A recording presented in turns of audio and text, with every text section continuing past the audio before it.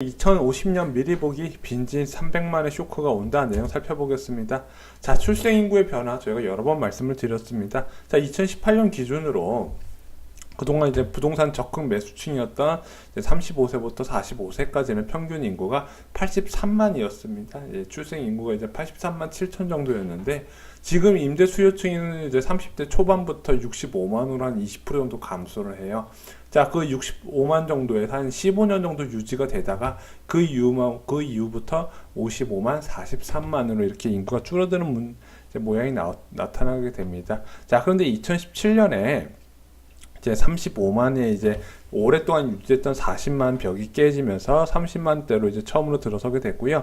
올해 2018년에 지금 32만 정도가 예상이 되고 있어요. 그래서 지금 문재인 정부에서 가장 큰 과제 두 가지로 꼽는다면은 이제 실업자 문제, 실업률 문제하고 두 번째가 이 저출산 문제를 꼽을 정도로 지금 저출산 문제가 심각하게 일어나고 있는 상황입니다. 자, 그럼 부동산 이제 투자 관점에서 보면은 분명히 저희는 지금 이 80만 인구대에 살고 있는데 언젠가는 이제 40만 인구대가 아니면 30만 인구대가 됐을 때 대한민국 부동산 시장이 어떻게 될 것인가 이제 궁금해하시는 분들이 많이 있으실 거예요. 자, 이거를 이제 정부기관에서 한 예측한 사례가 있더라고요. 한국국토정보공사에서 대한민국 2050 미래를 향해 해서 2016년에 조사한 내용이었습니다. 자, 이 내용 한번 여러분들과 같이 한번 살펴보겠습니다. 자, 2016년에 조사했을 때는 어떻게 됐냐? 자, 사망자 수는 점점 늘어나서 언제부터 늘어나냐? 2030년부터 급격히 늘어나게 됩니다. 자, 반면에 출생자 수는 2030년 기점으로 해서 급격히 감소하게 되면서 대한민국 인구가 본격적으로 감소하는 시대가 들어갑니다. 자, 그럼 언제부터 감소할까요? 대략 2030년부터 인구가 정체기가 되면서 감소가 시작된다. 자, 5200만 정도를 가장 고점으로 찍고 그 이후부터 다시 감소할 것이다. 언제까지? 2050년에는 4700만까지 감소할 것이다. 이렇게 예상을 하고 있습니다. 자, 그렇게 되면은 현재 2010년에 대한민국 인구는 4988만이고 지금 5000만이 넘었잖아요. 다시 2050년에 4762만으로 감소한다는 거죠. 그렇게 되면은 지금 뭐 67초마다 한 명이 출생했던 대한민국 인구가 103초마다 한 명씩 출생으로 이제 늘어나게 되는 거고요. 122초마당 한 명씩 사망했던 인구 감소도 38초당으로 더 급격하게 이루어지게 되는 거죠. 그래서 대한민국은 장기적으로 인구 감소 시대로 들어가게 될 것이다. 자, 그러면은 2050년도에 인구 감소가 시작이 되면은 어떻게 될까요? 자, 서울 같은 경우는 이제 1000만 인구에서 877만으로 줄어들게 되고요. 경기도 같은 경우는 1200만에서 1183만으로 줄어들게 됩니다. 나머지 지역 전반적으로 소폭 감소하는 모양새가 나오게 된다는 거죠. 서울 인구가 유난히 더 많이 줄어드는 걸로 나와 있는데 대구도 352만에서 291만으로 그리고 인천시도 269만에서 312만으로 오히려 늘어나는 것으로 나와요. 그래서 시도별 인구 변화에서는 서울과 경기도 인구 모두 감소하는데 특히 서울이 많이 감소한 것으로 나온다.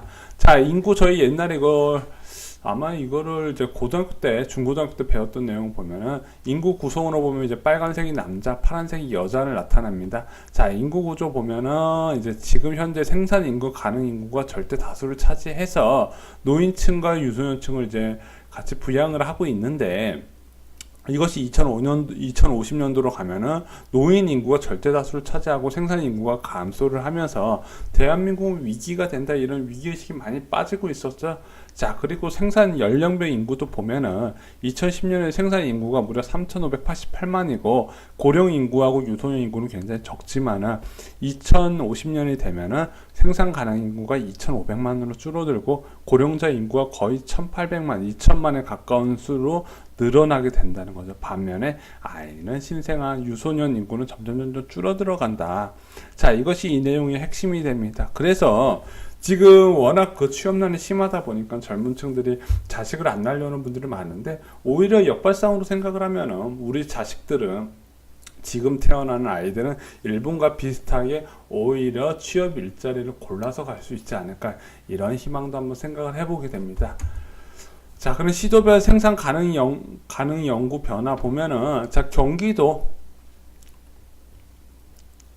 자, 자, 생산 가능 인구를 보면 아까 보면 총 인구를 말씀드렸고 생산 가능 인구예요. 실질적으로 부동산 투자, 부동산 매수가 가능한 생산 가능 인구를 보면은 경기도는 무려 872만에서 590만으로 줄어들어요. 그럼 나머지는 뭐냐? 다 노인 인구가 차지한다는 거죠.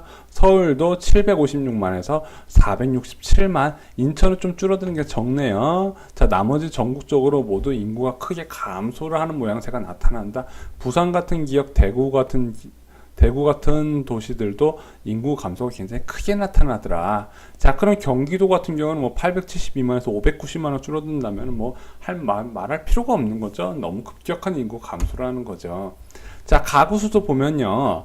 지금 현재 보면은 1918만 가구인데, 인구가 줄어드는데도 무려 가구 수가 2200만으로 늘어난답니다. 왜 늘어나 봤더니 1인 가구 수가 무려 35%를 차지하면서 오히려 가구 수는 증가하는 모습이 나타나요. 저희 슈킹 부동산에 말씀드렸다시피 1인 가구는 오피스텔이나 빌라나 아니면 이제 고시원 같은 원룸 같은 이런 1인 가구만을 위한 거주 용도가 따로 있어요. 아파트하고 다른 시장이라고 말씀을 드렸어요. 그리고 이런 오피스텔 같은 경우는 상업지구에 높은 용적률을 뽑아서 최대한 많은 양을, 좁은 지역에 많은 양을 공급할 수 있기 때문에 절대로 수요보다 공급이 부족한 일은 없을 거라고 저희가 말씀을 드렸습니다.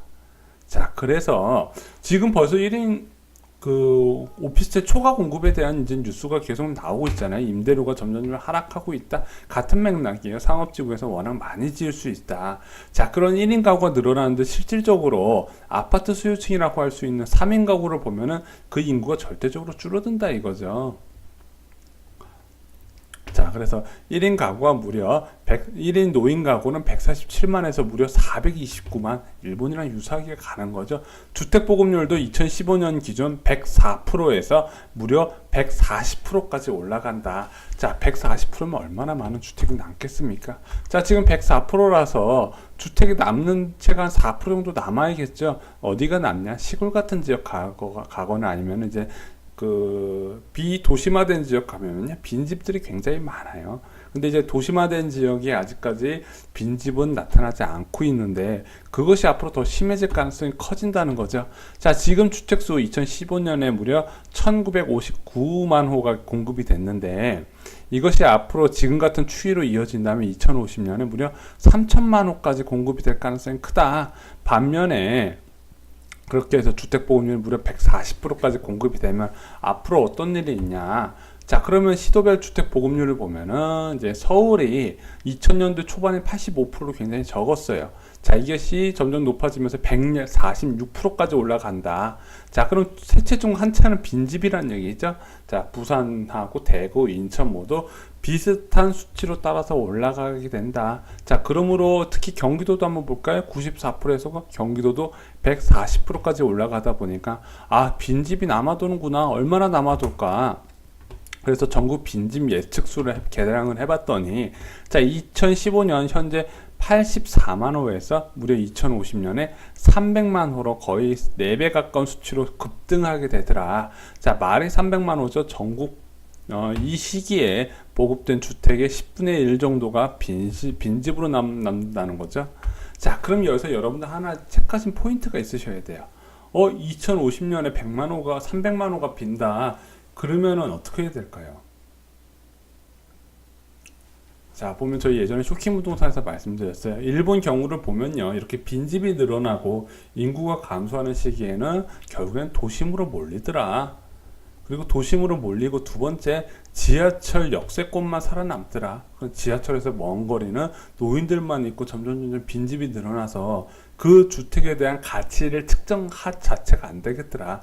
자, 그러면 이 두 가지를 지키시려면요, 지금 서울에서 거리가 많이 멀리 떨어진 그 신도시들 많이 있을 거예요. 이 신도시 가격이 굉장히 비싸게 측정이 돼 있는데, 자, 이 아파트들은 문제가 20년, 30년 지나서 노후화가 진행되면 앞으로도 그 가치를 계속 유지할 수 있을까? 이런 빈집이 늘어난 상황에서, 그리고 생산 인구 자체가 감소를 하면서 집을 구하는 사람이 적은 상황에서 앞으로는 좀 더 내 집 마련이든 투자에 유의하셔야 된다는 거죠. 물론 투자는 지금 하지 말라는 얘기 아니에요. 앞으로 15년 정도 한 65만 인구가 유지돼요. 그럼 생산 가능 인구가 65만 정도, 한 이 65만 명 정도 인구가 나오기 때문에 15년 정도는 제가 볼 때는 뭐 일본식 집값 급락이나 이런 것까지는 없을 것 같습니다. 하지만 내 집 마련 같은 경우는 15년 이상 보유하고 있죠. 20년, 30년 정도 보유한다고 생각을 하시면은, 자, 이 두 가지 서울 도심, 그리고 두 번째는 지하철 인접 지역, 이 두 가지는 꼭 기억하시기 바랍니다.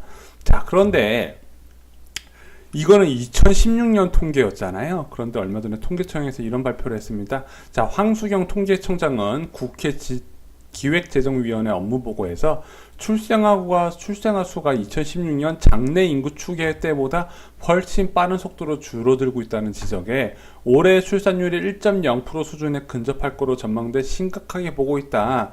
초저 출산으로 급격히 낮아지며 출생아 수가 급격하게 낮아지며 전망에서 다 벗어나고 있다. 저희가 아까 말씀드렸던 보고서는 2016년 기준으로 말씀드렸어요. 자, 그래서 보면은 2040만 정도 출생 인구가 언제 30만 대로 줄어드냐? 2040년 정도에 30만 대로 줄어들 거라고 예상을 했는데 2016년에 무려 2017년에 한 큐에 35만으로 줄어들었어요. 그리고 2018년에 32만으로 지금 예상이 되고 있어요. 자, 그래서 이 추이가 원래 여기였는데 갑자기 이렇게 가고 있다는 거죠. 이 띠가 40만 추이거든요. 이렇게 가고 있더라. 그러면은 2050년에 빈집이 300만이 아니라 2040년이 될 수도 있고 2035년이 될 수도 있다. 그래서 대한민국의 인구 감소는 생각보다 큰 타격이 될 것이다. 부동산 쪽에서도 이렇게 보고 있는 겁니다. 그래서 내 집 마련, 특히 경기도에서 많이 떨어진 뭐 교육이 좋다거나 주택수 뚫리거나 이런 거 다 필요 없이 지하철에서 가까운 서울이나 서울이 인접한 경기도 지역, 제가 어디 말씀드린지 아실 거예요. 그런 쪽은 이미 도시화가 다 완료되어 추가로 주택 공급이 어려운 지역이라고 말씀드렸어요. 그쪽으로 저희가 집을 투자하라고 내 집 마련을 하시라고 권해드리고요. 투자 같은 경우는 아직까지 한 15년 정도는 여유가 있다고 봐요. 그래서 지금 같은 급등이 앞으로 15년 이내 한 번 더 올 거예요. 예.